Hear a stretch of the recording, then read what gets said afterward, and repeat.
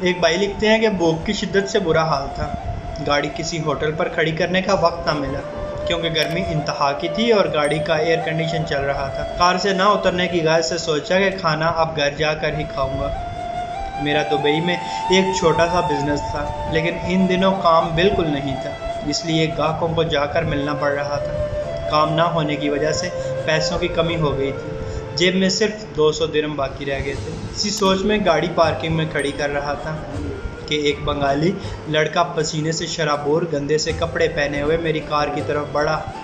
میں نے شیشہ نیچے کیا تو کہنے لگا السلام علیکم بھائی، کیا حال ہے؟ میں مسلمان ہوں اور شکل سے آپ بھی مجھے مسلمان لگتے ہیں. مجھے آپ سے ایک گزارش کرنی ہے. میں نے پوچھا کیا بات ہے؟ وہ ایک دم رونے لگا اور بولا میں فقیر نہیں ہوں لیکن 2 دن سے بھوکا ہوں. میری والدہ بیمار ہیں، میرے پاس کوئی نوکری بھی نہیں ہے. کیا آپ مجھے 50 درہم دے سکتے ہیں؟ مجھے بھوک لگی ہے اور میں اپنی ماں کو کچھ پیسے جمع کر کے بنگلہ دیش بھیجنا چاہتا ہوں تاکہ میری ماں دوا لے سکے. گو عام حالات میں 50 درہم میرے لیے زیادہ نہ تھے، لیکن میں نے سوچا کہیں یہ جھوٹ تو نہیں بول رہا. لیکن اس کی آنکھوں میں آنسو اور اس کی باتوں سے سچ ظاہر ہو رہا تھا.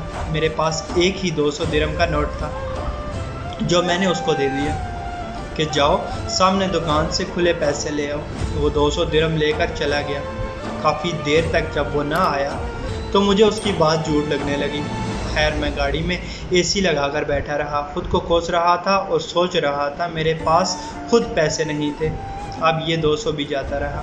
لیکن میرا خیال اس وقت غلط ثابت ہوا جب میں نے اسے دور سے اپنی طرف بھاگتے ہوئے دیکھا. اس کی حالت پہلے سے اور بری ہو گئی تھی. سانس پھولا ہوا، بھوک پیاس اور گرمی کی شدت نے اس کو بے حال کر دیا تھا. واپس آتے ہی اس نے کہا بھائی معافی چاہتا ہوں، کہیں سے کھلے پیسے نہیں مل رہے تھے، بہت دور سے لایا ہوں. یہ لے 200.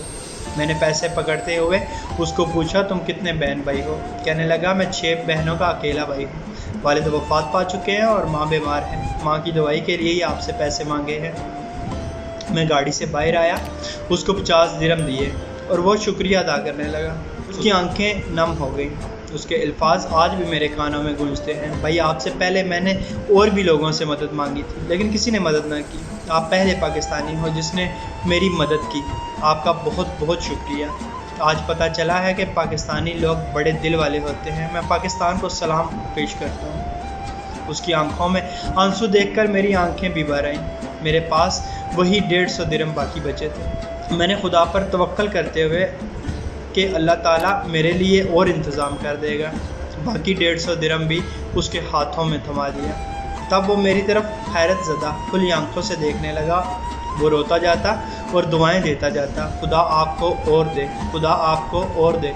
تب مجھے وہ حقیقی خوشی ملی جو بیان سے باہر ہے.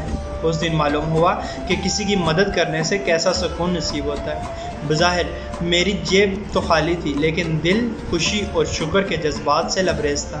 اس کے بعد میں اپنے کمرے میں کھانے کے لیے ابھی بیٹھا ہی تھا کہ ایک نوالا بھی ابھی نہیں کھایا کہ ایک کمپنی سے فون آیا اور مجھے 40,000 درہم کا کام مل گیا. شاید خدا کو میری نیکی پسند آ گئی تھی، اسی لیے تو 200 درہم کو 200 گنا بڑھا کر 40,000 کر دیا تھا. اللہ پاک آسانیاں حاصل اور تقسیم کرنے کا شرف عطا فرمائے. آمین. جزاک اللہ.